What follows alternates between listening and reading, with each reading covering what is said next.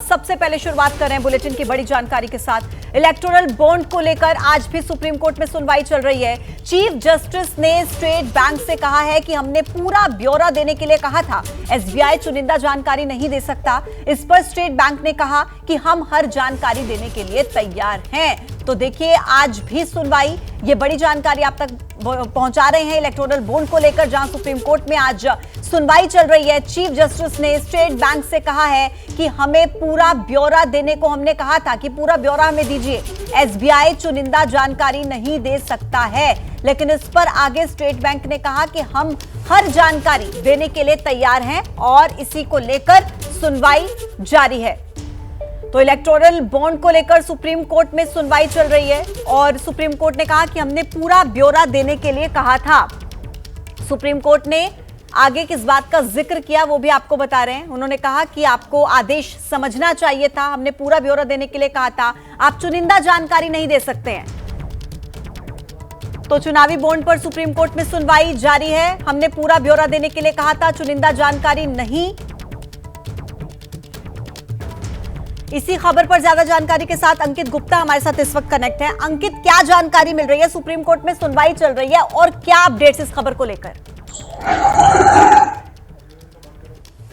देखिए, इस वक्त के लिए सबसे बड़ी खबर यही है कि एसबीआई की तरफ से लगातार सुप्रीम कोर्ट को यह बताया जा रहा है कि सुप्रीम कोर्ट ने जो आदेश दिया था उसमें बॉन्ड नंबर देने को लेकर के स्पष्टता नहीं थी और इस वजह से वो बॉन्ड नंबर नहीं जारी किए गए थे। लेकिन अब क्योंकि अगर सुप्रीम कोर्ट चाहता है कि हम वो जानकारी भी जो है चुनाव आयोग को दे दे, तो वो हमको उसमें भी देने में कोई दिक्कत नहीं है। तो एसबीआई अपनी तरफ से यही बताने की कोशिश कर रहा है कि एसबीआई सुप्रीम कोर्ट के आदेश का पालन करने के लिए पूरी तरह से तैयार है। पहले भी किया गया था, अभी भी किया जाएगा। इस सबके बीच में अब मुख्य न्यायाधीश की एक टिप्पणी सामने आई है जिसमें यह कहा गया है कि ठीक है, अगर आप ये कह रहे हैं कि स्पष्टता नहीं थी तो हम आदेश देते हैं कि एसबीआई बॉन्ड नंबर भी बताए और अपने पास रखे किसी भी तरह की जानकारी को छुपाए नहीं, और जो भी जानकारी एसबीआई के पास में है वो पूरी जानकारी चुनाव आयोग को बताए। जिस पर एसबीआई के जो वरिष्ठ वकील हैं हरीश साल्वे, उन्होंने ये कहा है कि लेकिन मीडिया में और दूसरी जगहों पर हमें गलत तरीके से बदनाम किया जा रहा है कि हम जानकारी छुपा रहे हैं, जबकि हम तो सुप्रीम कोर्ट ने जो आदेश दिया है उसका उसी हिसाब से पालन कर रहे हैं जो सुप्रीम कोर्ट ने कहा था। अब हरीश साल्वे की एक और नई दलील सामने आई है। उन्होंने कहा है कि हमें कोई जानकारी छुपाने में कोई किसी तरह की दिलचस्पी नहीं है, हम सब उपलब्ध करवा देंगे। यानी कि एसबीआई सुप्रीम कोर्ट को यह बता रहा है कि लगातार एसबीआई को जो कटघरे में खड़ा किया जा रहा है कि एसबीआई जानकारी छुपा रहा है, एसबीआई जो सुप्रीम कोर्ट के आदेश हैं उसी का पालन कर रहा है।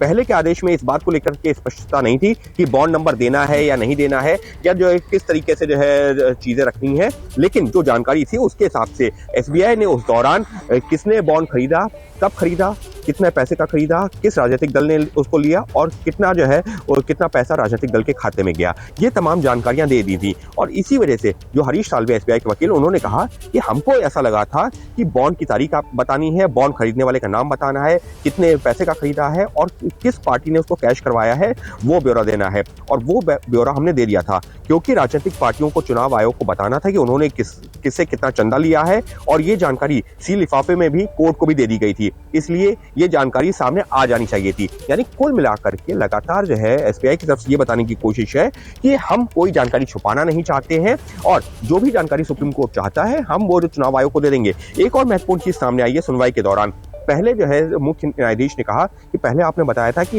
ये जो जानकारी दो अलग अलग जगह है। पहली जगह जहां पर जो दानदाता है उसका नाम और उसने किस बॉन्ड को खरीदा है और कितने पैसे का खरीदा है, और दूसरी जगह पर एक लिफाफे में ये जानकारी है कि किस राजनीतिक दल ने उसको एनकैश करवाया है और कितने अमाउंट का करवाया है। तो सुप्रीम कोर्ट ने एसबीआई से यही जानना चाहा कि क्या अब आप ये कहना चाहते हैं कि बॉन्ड नंबर तीसरी जगह पर रखे हुए थे, जिस पर हरीश साल्वे जो कि एसबीआई के वकील हैं उन्होंने कहा जी नहीं, बॉन्ड के नंबर भी उसी लिफाफे में मौजूद हैं जो कि दानदाताओं का है। यानी कि एक तरह से लगातार ये बताने की कोशिश है कि हम कोई जानकारी छुपा नहीं रहे और जो भी जानकारी हमारे पास में है सुप्रीम कोर्ट के आदेश के मुताबिक सब मुहैया करा दी जाएगी। जी, लेकिन अंकित, अभी फिलहाल जो सुप्रीम कोर्ट में सुनवाई चल रही है वो किस किस याचिका को लेकर चल रही है, कब तक ये सुनवाई चलेगी और क्या क्या ऐसा डेटा है जो सुप्रीम कोर्ट में सुनवाई के बाद लग रहा है कि सब क्लियर हो सकता है इलेक्टोरल बॉन्ड को लेकर? क्योंकि कई ऐसी जानकारी है जिसको लेकर कहीं ना कहीं ये कहा जा रहा है कि एसबीआई जानकारी छुपा रही है। तो क्या ये जो अभी फिलहाल सुनवाई चल रही है इसके बाद कुछ क्लियर हो पाएगा?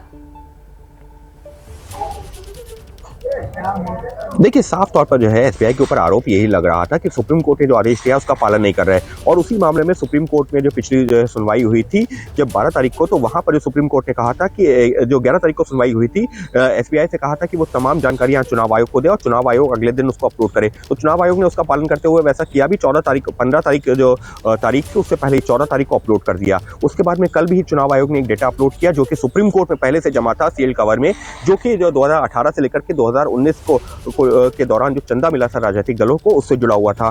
तो ऐसे में एसबीआई लगातार ये बता रहा है कि देखिए, हमारे पास जितनी जानकारी थी हम सब देने को तैयार है। और इसी वजह से हमारे ऊपर ये जो आरोप लग रहा है कि एसबीआई जानकारी छुपा रहा है, वो पूरी तरह से निराधार है और वो कोर्ट को यही कन्विंस करने की कोशिश कर रहे हैं। और फिर एक बार जो है एसबीआई के जो वकील हैं उन्होंने यही दोहराया है कि एसबीआई अपने पास में कोई जानकारी छुपा नहीं रही है। और इतना ही, यहाँ पर जो है जो लगातार आरोप लगाए जा रहे हैं कि एसबीआई जो गुमराह कर रही है, कोर्ट को गुमराह कर रही है, चुनाव आयोग को जानकारी नहीं दे रही है, वो पूरी तरह से जानकारियां गलत हैं। और रही बात जो जानकारी जो दी जा रही है उसको लेकर भी जिस तरीके से सवाल खड़े किए जा रहे हैं वो भी जो है गलत है।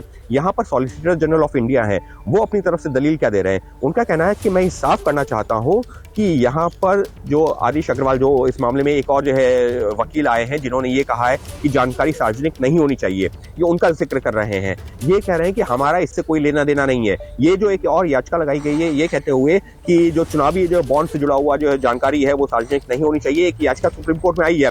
तो जो सॉलिसिटर जनरल ऑफ इंडिया है वो ये कह रहे हैं कि हम इससे जो इत्तेफाक नहीं रखते और हमारा जो है सरकार का इस याचिका से कोई लेना देना नहीं है।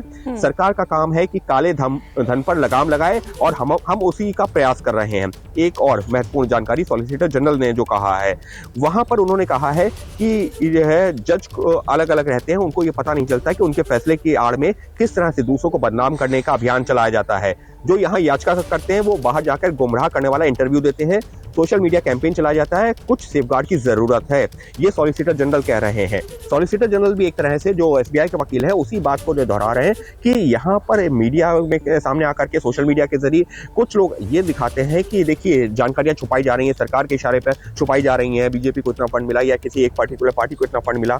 तो ये सारी चीजें गुमराह करने वाली हैं। जो भी तथ्य हैं वो आपके सामने हैं और इस पर गुमराह और राजनीति नहीं होनी चाहिए। मुख्य न्यायाधीश की टिप्पणी, मुख्य न्यायाधीश कह रहे हैं हम आज अपने आदेश के अमल पर विचार कर रहे हैं, लेकिन किसी भी स्थिति के लिए हम तैयार रहते हैं। यानी कि कुछ हद तक जो मुख्य न्यायाधीश की जो बेंच है वो भी एसबीआई और सॉलिसिटर जनरल ने जो बातें कही हैं उससे इत्तेफाक जरूर रखते हैं, लेकिन वो उन्होंने पहले भी साफ कर दिया है कि हम अपने पिछले आदेश में अगर कहीं पर स्पष्टता नहीं थी उसको और ज्यादा क्लियर कर देते हैं और आपको बॉन्ड के बारे में जानकारी चुनाव आयोग को देनी होगी। तो फिलहाल अभी सुनवाई चल रही है, लेकिन एसबीआई और केंद्र सरकार की माने तो वो इस मामले में कोई भी जानकारी छुपाना नहीं चाहते। खासतौर पर एसबीआई का ये कहना है, वही मुख्य न्यायाधीश कह रहे हैं कि जो भी जानकारी आपके पास है वो चुनाव आयोग को दीजिए और वो सार्वजनिक होना जरूरी है। जी, लेकिन अंकित, ऐसे में दो सवाल उठते हैं क्योंकि जिस बॉन्ड नंबर का जिक्र बार बार किया जा रहा है कि सुप्रीम कोर्ट ने कहा कि बॉन्ड नंबर को लेकर पूरी जानकारी नहीं है, तो ये कंफ्यूजन की स्टेट कहां पर आती है कि एसबीआई कह रहा है कि हमने तो पूरी जानकारी दी, हमने कोई जानकारी छुपाई नहीं है, लेकिन दूसरी तरफ सुप्रीम कोर्ट कहता है कि बॉन्ड नंबर से जुड़ी जानकारी छुपाई जा रही है। और चुनाव आयोग की जो वेबसाइट है उस पर पूरा डेटा अपलोड किया गया था बीते कल। तो क्या अब आज ये सुनवाई होगी, ऐसा माना जाए कि कोई ना कोई नया जो डेटा है वो भी अपलोड किया जा सकता है इससे संबंधित? तो जितना जो मुझे समझ में आ रहा है, अब यहाँ पर जो है चुनाव आयोग वो लगभग सारा डेटा अपलोड कर चुका है जो एसबीआई को देना था। लेकिन अभी जो महत्वपूर्ण जानकारी है वो क्या है, वो ये है कि जो है इलेक्टोरल बॉन्ड खरीदे गए थे, जिसने खरीदे हैं और जिसने एनकैश करवाए जिस राजनीतिक दल में, अभी आपको ये नहीं पता चला उसको देखने के बाद में। एक उदाहरण के तौर पर एक कंपनी ने इलेक्टोरल बॉन्ड खरीदा जो है 10 करोड़ का और एक राजनीतिक दल ने वो 10 करोड़ रुपए का वो बॉन्ड एनकैश करवा लिया। लेकिन आप पुख्ता तौर पर ये नहीं कह सकते कि फला कंपनी ने जो बॉन्ड खरीदा था वही बॉन्ड इस राजनीतिक दल को मिला और उसने वो एनकैश करवाया। क्यों?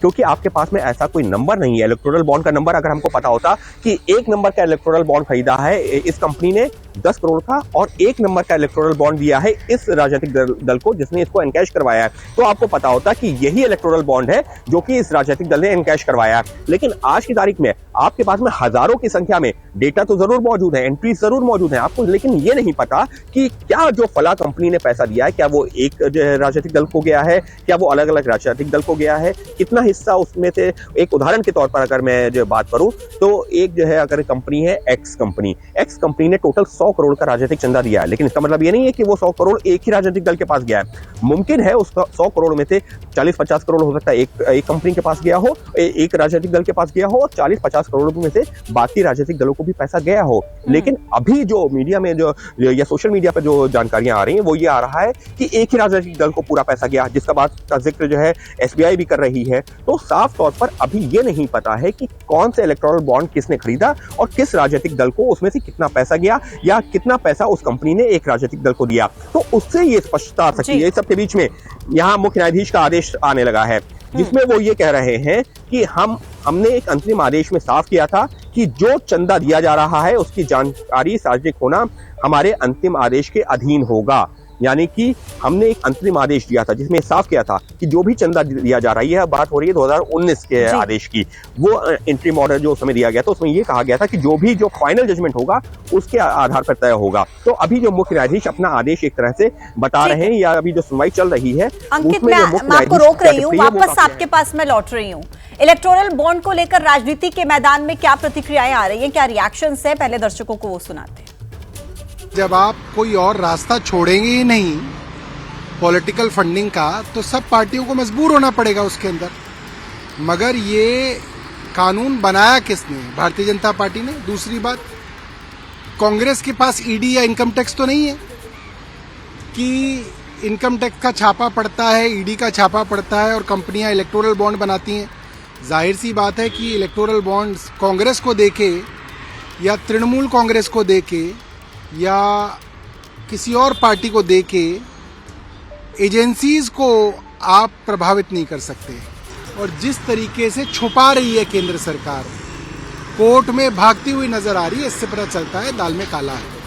इलेक्टोरल बॉन्ड में सबसे बड़ी क्या कमी है कि कानून ऐसा बनाया है कि डोनेट करने वाला या चंदा देने वाले का आप पता नहीं जान सकते, नाम नहीं जान सकते।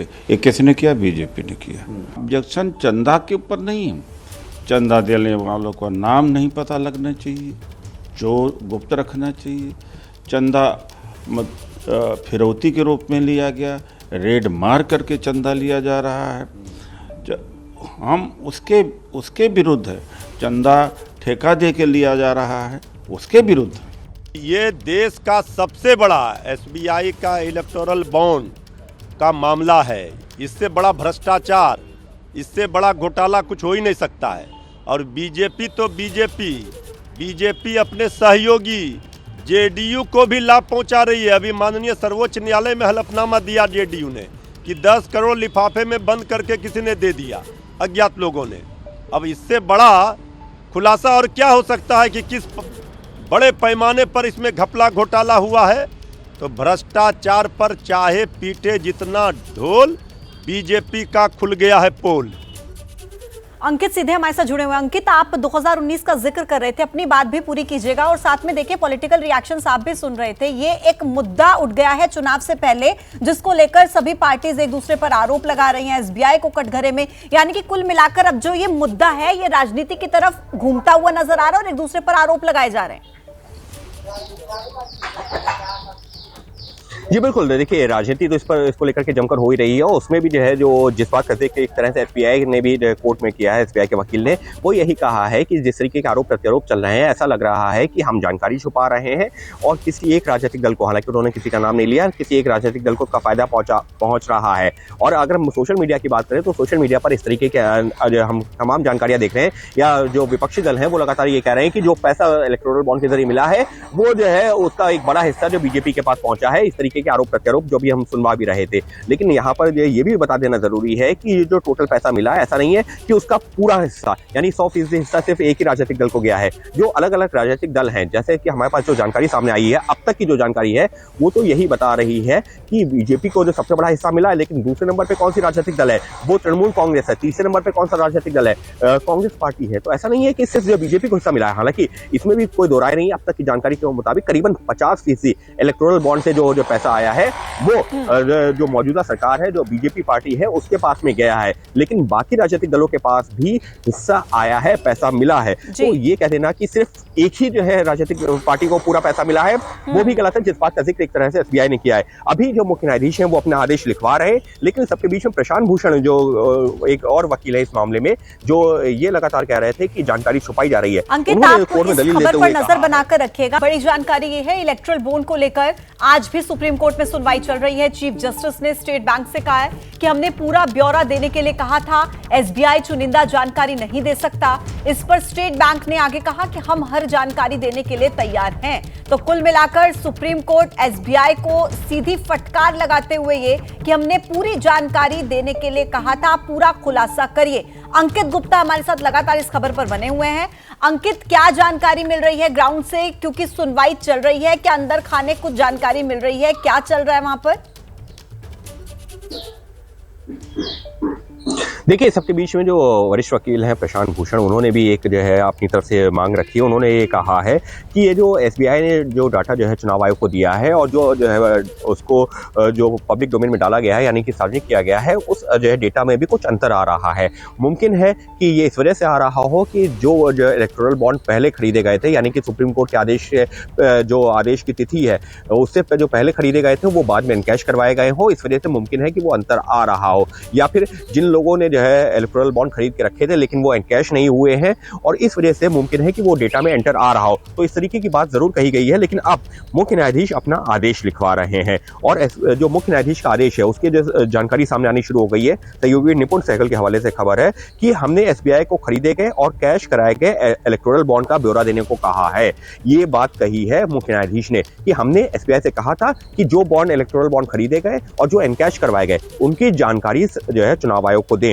इस सबके बीच में ये जानकारी 12 अप्रैल 2019 से दी जानी थी। इस तारीख को पीछे ले जाने का आवेदन हम खारिज करते हैं। ये लीजिए, इस वक्त के लिए बड़ी खबर ये है कि जो लोग ये कह रहे थे कि 12 अप्रैल 2019 से पहले भी जो इलेक्टोरल बॉन्ड से जो है पैसा दिया गया है, जिस पार्टी को मिला है, वो जानकारी भी सार्वजनिक होनी चाहिए, तो उस याचिका को तो जो है सुप्रीम कोर्ट की मुख्य न्यायाधीश की बेंच ने खारिज कर दिया है।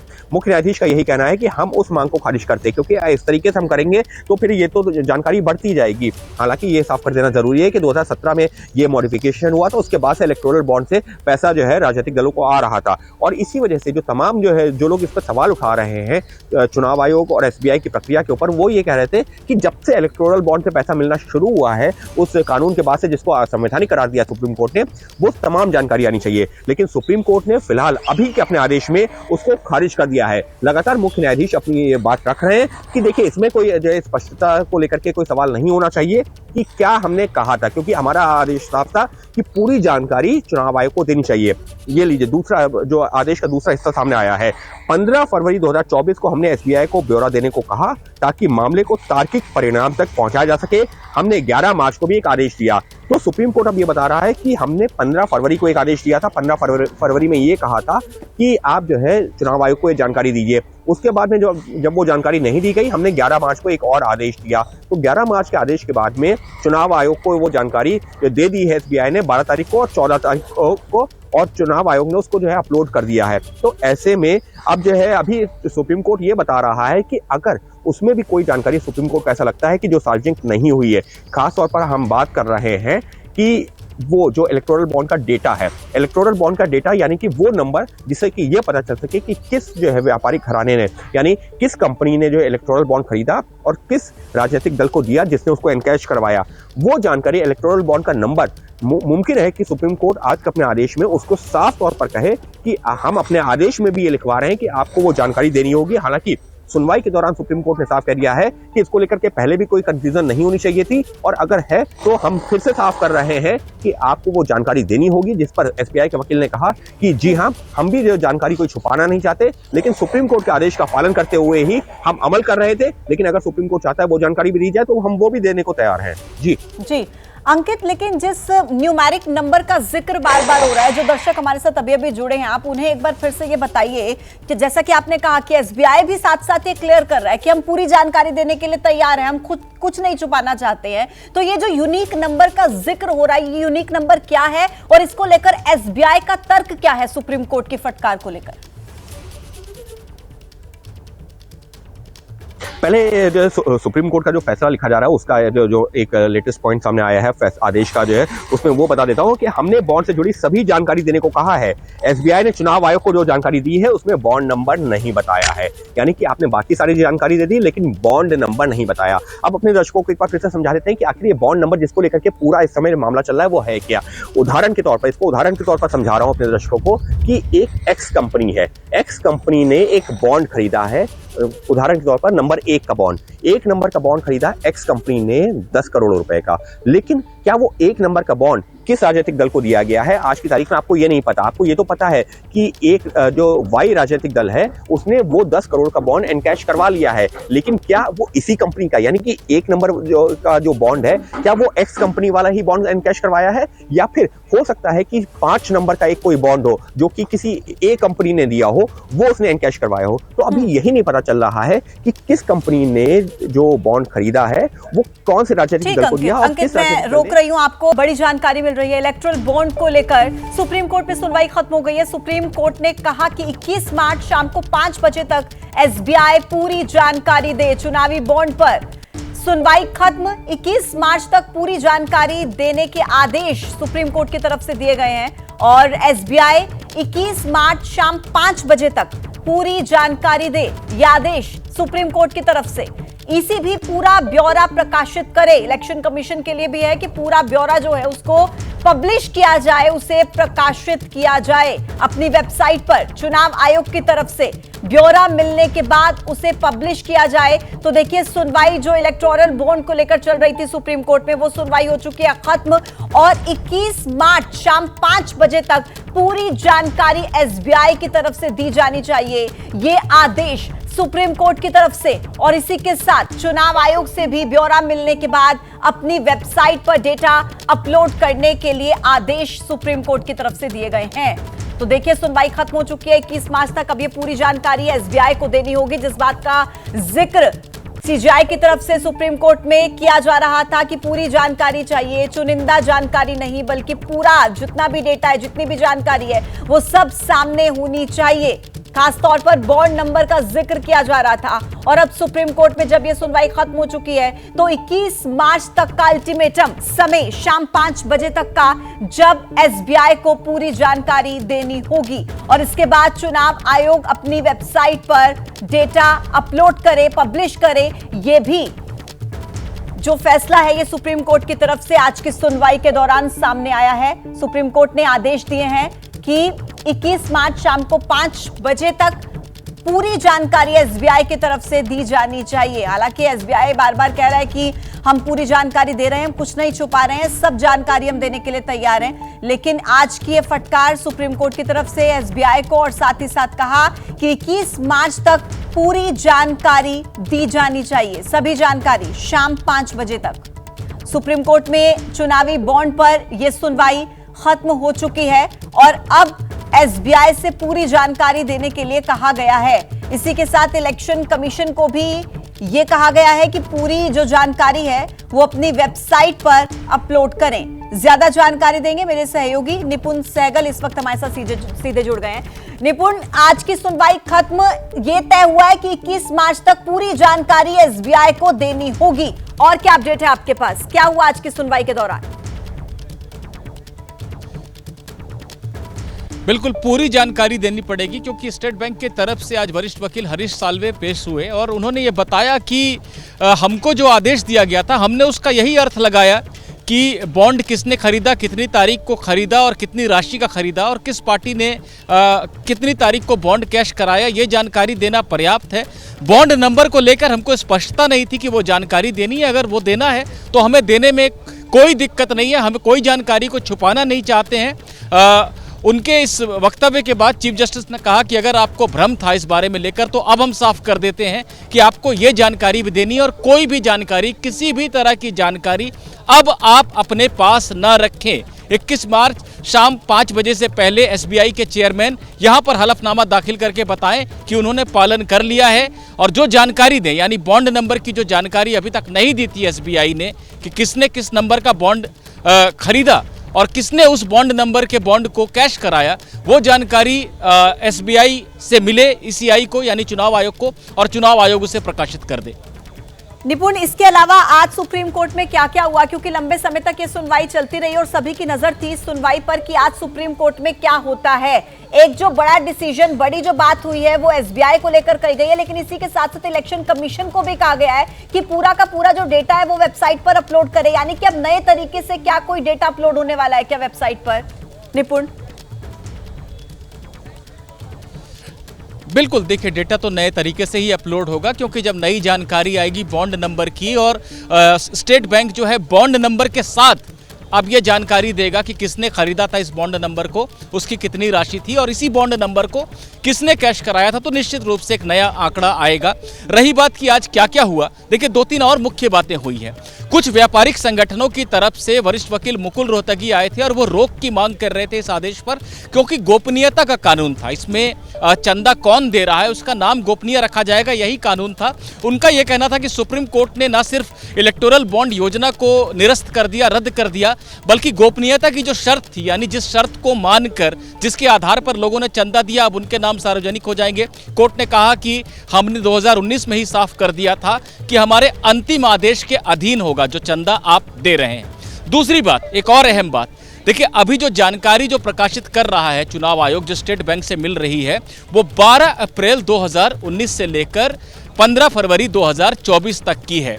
कुछ याचिकाओं में यह मांग की गई थी कि उससे पहले यानी 2018 से 19 के बीच में जो चंदा दिया गया है उसकी भी जानकारी सार्वजनिक होनी चाहिए पूरी तरह से। कोर्ट ने कहा देखिए हमने 2019 में ही तय कर दिया था ये कट ऑफ तारीख कि 12 अप्रैल 2019 के बाद से जो भी चंदा दे रहा है उसके साथ गोपनीयता रहेगी बरकरार, इसकी कोई शर्त नहीं हो सकती है। ऐसे में अब हम उस आदेश को नहीं बदल सकते हैं, यानी 2018 से 19 के बीच में जो चंदा दिया गया था उसको लेकर कोई बाध्यता स्टेट बैंक के ऊपर नहीं है, लेकिन 19 से 24 के बीच में जो चंदा दिया गया है उसमें जो बॉन्ड नंबर की जानकारी नहीं दी गई थी एसबीआई की तरफ से, वो जानकारी भी देनी है। कुछ और वाद विवाद की स्थिति भी बनी जहां पर कि सॉलिसिटर जनरल तुषार मेहता कहने लगे याचिकाकर्ता प्रशांत भूषण के बारे में कि ये पब्लिसिटी के लिए याचिकाएं करते हैं और बाहर जाकर सरकार और सबकी बदनामी के लिए एक अभियान चलाते हैं।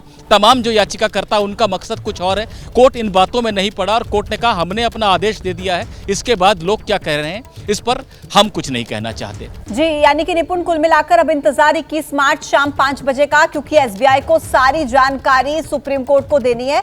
लेकिन इस बीच बार बार एसबीआई की तरफ से यह भी कहा जा रहा था कि हम पूरी जानकारी देने के लिए तैयार हैं, तो क्या कुछ कंफ्यूजन की स्टेट भी सामने आ रही थी क्या निपुण? क्योंकि इधर तो एसबीआई कह रहा है कि हम कुछ नहीं छुपा रहे, हम पूरी जानकारी दे रहे हैं, लेकिन उधर सुप्रीम कोर्ट की फटकार कि आप चुनिंदा जानकारी दे रहे हैं। देखिए स्टेट बैंक ने यह सफाई दी है कि चुनाव आयोग से सुप्रीम कोर्ट ने पहले कहा था कि वो राजनीतिक पार्टियों से सारी मैं माफी के साथ आपको रोक रही हूँ, वकील इस पूरे मुद्दे को लेकर क्या रिएक्शन? वो पूरे के पूरे डिस्क्लोज करें और स्टेट बैंक के चेयरमैन से बोला है कि वो थर्सडे की शाम तक एफिडेविट कोर्ट में फाइल कर दें कि उन्होंने ये सब डिस्क्लोज कर दिया है और इलेक्शन कमीशन इस सारे बॉन्ड नंबर्स के साथ सारे बॉन्ड्स के डिटेल्स तुरंत पब्लिकली डिस्क्लोज कर दें। So today the Supreme Court heard its notice to the State Bank asking. Nipun हमारे साथ लगातार जुड़े हुए हैं। निपुण अपनी बात पूरी कीजिएगा, मैंने रोका आपको बीच में। वकील रिएक्शंस दे रहे हैं इस पूरे मसले को लेकर। बिल्कुल बिल्कुल, देखिए मैं आपको ये बता रहा था कि स्टेट बैंक ने ये सफाई दी कि सुप्रीम कोर्ट ने ही पहले चुनाव आयोग को कहा था कि वो राजनीतिक पार्टियों से सारे चंदे की जानकारी ले, यानी उनको किससे किससे चंदा मिला है तो वो जानकारी पहले से कोर्ट के पास थी और उसे भी सार्वजनिक किया जाना था। ऐसे में हम इस मंतव्य को समझ नहीं पाए कि बॉन्ड नंबर दिया जाएगा तभी मिलान हो पाएगा, क्योंकि किसने किसको चंदा दिया है राजनीतिक पार्टियों को वो बताना था। तो हम ये नहीं समझ पाए कि हमको बॉन्ड नंबर भी बताना है, लेकिन अब आप ऐसा कह रहे हैं तो हम बॉन्ड नंबर भी बताएंगे। कोर्ट ने इस पर यह सवाल भी किया कि अगर बॉन्ड नंबर नहीं कोई लेकर जा रहा था बैंक में तो वो कैश कैसे हो रहा था। आप तो बॉन्ड नंबर देखते होंगे ना कैश करने से पहले। एसबीआई ने कहा कि नहीं, वो केवाईसी के जरिए भी हो जा रही थी चीजें, यानी बॉन्ड नंबर की इतनी अहमियत नहीं थी एसबीआई की निगाह में, इसलिए एसबीआई ने वो आंकड़ा नहीं दिया। लेकिन कोर्ट ने कहा कोई बात नहीं, आप इसे अहम मानते हैं या नहीं मानते हैं। जब हमारा आदेश था कि सारी जानकारी बॉन्ड खरीदने से लेकर उसे कैश कराने तक की आपको देनी है तो आपको सारी जानकारी देनी थी, इसे अपने पास नहीं रखना था। और भी कोई जानकारी रह गई है, जैसे बॉन्ड पर कोई सील लगी हो और सील का भी नंबर हो, तो वो जानकारी भी आप दें और पूरी की पूरी जानकारी आप तुरंत दे दें चुनाव आयोग को, और हमें 21 मार्च को शाम 5 बजे तक हलफनामा दाखिल करके बताएं कि आपने ये जानकारी दे दी है, इसमें कोई कोताही न हो। लेकिन निपुण, इस पूरे मसले को लेकर राजनीति भी गर्म है, राजनीतिक बयानबाजी हो रही है, रिएक्शंस आ रहे हैं सामने, एक दूसरे पर आरोप लगाए जा रहे हैं। लेकिन स्थिति तो ये है ना कि सबके सब दल इस वक्त कटघरे में है। निपुण, बिल्कुल सबके सब लोग कटघरे में हैं और यहाँ पर जो है बाद में जब सुप्रीम कोर्ट ने मुख्य सुनवाई कर ली तो यही वाद विवाद जो बाहर मीडिया में और सोशल मीडिया पे चल रहा है वही कोर्ट में भी देखने को मिला, क्योंकि सॉलिसिटर जनरल कहने लगे कि इनका पर्पस कुछ और है, उद्देश्य कुछ और है। कोर्ट में आकर याचिकाकर्ता की हैसियत से खड़े होते हैं लेकिन बाहर जाकर अभियान चलाते हैं कि सरकार और संवैधानिक संस्थाओं की बदनामी हो, बैंक की बदनामी हो, एक पूरा कैंपेन चलाया जा रहा है। स्टेट बैंक ने भी कहा कि हम एक पब्लिक बॉडी हैं, हमको कोई जानकारी अपने पास रखने में कोई दिलचस्पी नहीं है, बस ये है कि आदेश को समझने में अगर हमसे कोई कमी हुई हो, लेकिन उसके चलते बदनामी की जा रही है। तमाम लौटूंगी आपके पास। एक बार फिर स्वागत आप सभी का, एबीपी न्यूज देख रहे हैं आप। बड़ी जानकारी, तेलंगाना और पुडुचेरी की राज्यपाल टी सुंदरराजन ने इस्तीफा दे दिया है। सूत्रों के हवाले से जानकारी है कि वो चुनाव लड़ सकती हैं। बड़ी जानकारी आप तक पहुंचा रहे हैं, तेलंगाना की राज्यपाल ने इस्तीफा दे दिया है और सूत्र ये बता रहे हैं कि वो चुनाव लड़ सकती हैं। ज्यादा जानकारी के साथ मेरे सहयोगी आशीष इस वक्त सीधे हमारे साथ जुड़ रहे हैं। आशीष, अभी बीजेपी की तीसरी लिस्ट आनी है और उससे पहले इस्तीफा, लोकसभा चुनाव लड़ सकती हैं क्या? ज़ाहिर तौर पे अगर हम दक्षिण भारत की बात करें और ख़ासतौर पे तमिलनाडु की बात करें तो तमिलनाडु की राजनीति में तमिलिसाई सौंदरराजन जो गवर्नर हैं तमिलनाडु और लेफ्टिनेंट गवर्नर हैं पौंडीचेरी की, पुदुचेरी की, उनकी खासी भूमिका रही है। ख़ासतौर पे बीजेपी की राजनीति की बात करें तो बीजेपी की वो गवर्नर बनने से पहले राज्य की अध्यक्ष भी रहीं। उसके बाद उन्होंने 2019 का चुनाव लड़ा था। कनिमोड़ी जो डीएमके के नेता हैं उनके खिलाफ उन्होंने तूतकोड़ी से चुनाव लड़ा था, लेकिन चुनाव हार गई थी। 2019 के चुनाव हारने के बाद उनको गवर्नर बनाया गया था। 2019 से लेकर अब तक वो तेलंगाना और पौंडीचेरी के लेफ्टिनेंट गवर्नर के रूप में काम कर रही थी। हमारे पास इस बात की जानकारी है कि अब उन्होंने राजनीति में दोबारा एंट्री लेने की इच्छा जाहिर की है और उन्होंने अपना रेजिग्नेशन प्रेसिडेंट को भेज दिया, राष्ट्रपति को भेज दिया है और वो शाम में चेन्नई पहुंचेंगे। ज़्यादा संभावना है कि तमिलनाडु की सीट से बीजेपी की टिकट पर चुनाव लड़ेंगी। धन्यवाद आपका जानकारी देने के लिए। तो देखिए, चुनाव लड़ सकती हैं ऐसी जानकारी मिल रही है सूत्रों के हवाले से। आइए आपको सीधा लेकर चलते हैं तेलंगाना। प्रधानमंत्री नरेंद्र मोदी जनसभा को संबोधित कर रहे हैं। दूसरे घोटालेबाज पर कभी कार्रवाई नहीं कर सकता, इसलिए जो कांग्रेस पार्टी चुनाव के समय बीआरएस पर घोटालों का आरोप लगाती थी, आज वही कांग्रेस बीआरएस की फाइलों पर हाथ धरकर बैठ गई है। साथियों, बीआरएस और कांग्रेस की मिलीभगत कितनी जबरदस्त है, ये भी आज तेलंगाना के लोग देख रहे हैं। आज बीआरएस के घोटालों पर कांग्रेस की बोलती बंद हो गई है। कालेश्वरम स्कैम के अरबों रुपए कहां चले गए? कांग्रेस में कोई इसका जवाब नहीं मांग रहा है। और कांग्रेस जो सैकड़ों वादे करके सरकार में आई थी, वो क्यों पूरे नहीं हो रहे? बीआरएस में कोई ये सवाल नहीं पूछता। दोनों एक दूसरे को बचा रहे हैं, दोनों एक दूसरे की जम करके मदद कर रहे हैं और सब कुछ पर्दे के पीछे कर रहे हैं। और जब दोनों पार्टियों के स्कैम की जांच होती है तो दोनों मिलकर के क्या करते हैं? एक ही काम, मोदी को गाली, मोदी को गाली, मोदी को गाली, यही करते हैं ना। दिन रात मोदी मोदी सिवाय कुछ करते हैं क्या ये लोग? इनके मुंह से कभी भारत मां की जय सुना क्या? मोदी को 100 बार बोलते हैं, मां भारत को एक बार भी याद नहीं करते। लेकिन तेलंगाना के मेरे साथियों, बीआरएस और कांग्रेस वो एक दूसरे के लिए चाहे कितनी भी कवर फायर कर लें, इनकी एक एक लूट का हिसाब होता रहेगा। मोदी तेलंगाना के लोगों को गारंटी देता है कि तेलंगाना को लूटने वालों को छोड़ेगा नहीं।